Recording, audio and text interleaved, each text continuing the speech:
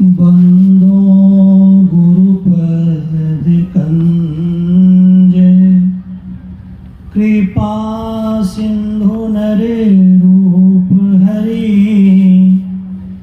महामोहतम पुंज जासु वचन रवि करे निकर। अव्यक्त रूप में सर्वत्र विराजमान पूज्यपाद कबीर बाबा के उभय पाद पद्मों में कोटि सह नमन। व्यक्त रूप में मंचस्थ पूज्यपाद जितेंद्र बाबा, मुद मंगल में साधु समाज, आदरणीय देश और विदेश के कोने कोने से आए हुए सत्संग प्रेमी महानुभावों, माताओं तथा भक्तिमती बहनों, हम जब सांसारिक पढ़ाई कर रहे थे काशी हिंदू विश्वविद्यालय में, उस समय देश विदेश के विदेशों से भी बहुत सारे लोग हमको ज्ञान सिखाने आते थे। मैं बहुत जगह बहुत लोगों से सीखा समझा। जब मैं महर्षि में ही प्रभु जी महाराज के चरण में गया और उनकी ध्यान साधना करने लगा, तो उनसे यह स्पष्ट हुआ कि देह धर कर यही फल भाई, भजिए राम सर्व काम बिहाई। परमात्मा ने हम सबों को यह शरीर केवल राम का भजन करने दिया है और किसी चीज के लिए नहीं दिया है। अब यह बात तो और कोई जानता ही नहीं था, तो बताता कैसे? मेरे गुरुजी जानते थे तो वो बता दिए। ये बात जब मेरे मन में बैठ गई तो मैंने सारा काम छोड़ ही दिया और कुछ नहीं करता हूँ, केवल ध्यान करता हूँ, भजन करता हूँ, सत्संग करता हूँ और लोगों को ध्यान जो सीखता हूँ वो सिखा देता हूँ, जो सत्संग में सुनता हूँ वो सिखा देता हूँ। आपसे भी यही निवेदन है, साधु होने के नाते आप सारे संसार को के कामों को इसलिए छोड़ दें क्योंकि यह आपका जीवन आपको पता नहीं कितने दिक्कत और परेशानी से मिला है। इसके पहले 84 लाख योनियों में हम भटक रहे थे। पशु पक्षी कृमि आदि के योनिन में भर में हूँ बहुबार हो। नर्तन अब ही कृपा कर दीनी, अब प्रभु करो बार हो। हम लोग को जो यह मनुष्य शरीर मिला है, इसके पहले बहुत बड़ा संघर्ष था। कभी हम और आप सभी पूरी धरती पर जो 8 अरब मनुष्य हैं, सबके सब पहले मनुष्य नहीं थे। कोई घोड़ा थे, कुत्ता थे, गधा थे, पिल्लू थे, चिल्लर थे। परमात्मा ने कृपा करके यह शरीर दिया और केवल यही वह शरीर है जिसमें दशम द्वार है और इसके अतिरिक्त यह दशम द्वार न देवता के शरीर में है और न पशु इत्यादि के शरीर में है। और उसी दशम द्वार से परमात्मा तक जाने का रास्ता निकलता है, जैसा कि मेरे गुरुजी ने मुझे बताया। हमारे गुरुजी के हिसाब से, मैं यह नहीं कहता कि मैं बाबा कबीर के हिसाब से साधना करता हूँ, उनकी पंक्तियों को समझने के लिए आप संतों के बीच में आता हूँ। हमारी साधना महर्षि में ही प्रभु जी महाराज के हिसाब से होती है। हमारे यहाँ जो दृष्टि योग है, दृष्टि योग की साधना करने के बाद जब चेतन शरीर जड़ शरीर से दशम द्वार से निकलने के बाद पूरा का पूरा अलग हो जाता है, उसको एक प्रारंभिक बंधन का छूटना कह सकते हैं। हमारे यहाँ पूरा का पूरा छूटना या मुक्ति हुआ है जो स्थूल सूक्ष्म कारण महाकारण कैवल्य शरीर और स्थूल सूक्ष्म कारण महाकारण कैवल्य संसार, इन सब से अपनी सूरत या चेतना को हटा ले तो उसको मुक्त माना जाएगा।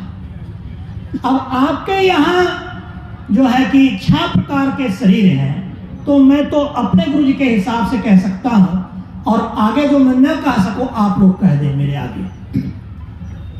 तो हम लोग साधना करते हैं, मानस जप करते हैं, ध्यान करते हैं, दृष्टि योग करते हैं और बाद में जो बाबा कबीर कहे सूरत शब्द योग भी करते हैं। और हम लोग भी यही मानते हैं कि दृष्टि योग में पूर्णता के बाद जब आपकी सूरत मतलब उल्टा मन उल्टा है तो सूरत कहा गया। उल्टा मन जब आपके शब्द को परमात्मा से आने वाले शब्द का श्रवण करेगा तो वही शब्द आपको परमात्मा तक जोड़ेगा। बाबा में ही के हिसाब से स्थूल और सूक्ष्म मंडल सूक्ष्म शरीर के बीच में एक केंद्रीय शब्द होता है, वही आपकी सूरत को केंद्रीय शब्द खींचकर सूक्ष्म मंडल में ले जाएगा। फिर सूक्ष्म और कारण मंडल के बीच में एक केंद्रीय शब्द होता है, उसको सुन के समझ के सुनना पड़ता है, वह अरूप का ध्यान है। रूप का ध्यान तो मानस ध्यान और केवल दृष्टि योग ही है।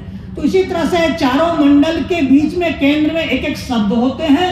अंत में जो सार शब्द होता है वह शरीर से नहीं बल्कि पांचों शरीर से रहित स्थिति से आता है और वह शब्द आपको परमात्मा तक जोड़ देता है।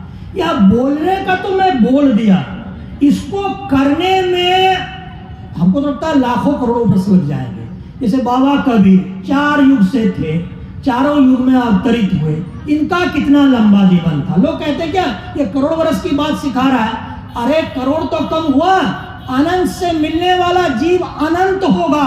आप अनंत में मिलने की जब तैयारी कर रहे हैं तो करोड़ वर्ष की साधना कम ही होती है। तो ये बात मैं मेही बाबा के यहाँ से समझा और उसको अपने जीवन में उतार कर जो कुछ सुख प्राप्त कर सका वही आपके बीच में बांटता हूं। बहुत सारे लोग जो मेही बाबा के रास्ते पर चल रहे थे, उनके जिंदगी और मौत दोनों को मैंने देखा और उनका मौत संवरा था, केवल मेरे हिसाब से नहीं, सारे संतों के हिसाब से। तो हमने यह सीखा कि संत चरण से बढ़कर तो परमात्मा का भी चरण नहीं होता। यही जो साधु संत हैं, इसी को बाबा पलटू ने परमात्मा का प्रतिनिधि माना है। यह बात सत्य है कि हम सभी बंधे शरीर वाले हैं, परंतु परमात्मा कह रहे हैं तो मान जाइए, पलटू साहब कह रहे हैं तो मान जाइए, क्योंकि परमार्थ के संदर्भ में साधु और संत से बड़े कोई नहीं होते। मंत्री इत्यादि संसार के संदर्भ में बड़े होते, परमार्थ के संदर्भ में बड़े नहीं होते। यही सार रूप में आपको कहा, मेही बाबा की पंक्ति है, अहो भक्त सार भगति करूं हो, असार भगति करी संसार भ्रमत रही, भक्ति श्रम निष्फल हो। इधर उधर की भक्ति में, जैसे और संत महात्मा कह रहे थे देवी देवता को पूजने में इत्यादि में, कुछ बात दोनों संप्रदाय में अलग अलग हो जाती है, लेकिन मेरी एक बाध्यता है, मैं किसी एक धर्म को ही लेकर चल सकता हूँ। मैं बाबा बेही का शिष्य हूँ, उनकी साधना की उपासना करता हूँ, उनके ग्रंथ और साधना के आधार पर अपनी बातें रखता हूँ। कुछ मन से जो लाइन आ रही थी पंक्तियां, उससे मतांतर बनता था, परंतु मैं इस मंच पर इसलिए आया कि बाबा कबीर संत सम्राट हैं। मेरे गुरु भी कहते थे कि मैं सूरदास, कबीरदास और तुलसीदास से बड़ा नहीं हूँ। मेरे गुरु ने कहा, इसलिए उनकी पंक्ति को समझने के लिए आपके पास आता हूँ। कहीं कहीं मेरा मतांतर होता है, लेकिन उसको मैं इग्नोर कर दूंगा, उतना मैं संभाल कर चलूंगा, है ना। एक महापुरुष कहे कि इसमें दीक्षित हो जाओ, बोले कि आप कहे तो सही रहे हैं, लेकिन अब मैं 40-39 वर्ष की साधना करते करते वृद्धावस्था में आ गया। बहुत सारे इस जिला में मैंने बहुत से लोगों को दीक्षा दिया। अब धर्म परिवर्तन संभव नहीं है, परंतु साथ में बैठकर कबीर बाबा की वाणी को समझना संभव है। तो मिलजुल कर जितना ध्यान ज्ञान आदान प्रदान होगा हम करेंगे। आप बुलाएंगे हम आएंगे, नहीं बुलाएंगे तो नहीं आएंगे। बोलिए प्रेम से सदगुरुदेव की, सदगुरुदेव की, सदगुरुदेव की। बोलिए सदगुरुदेव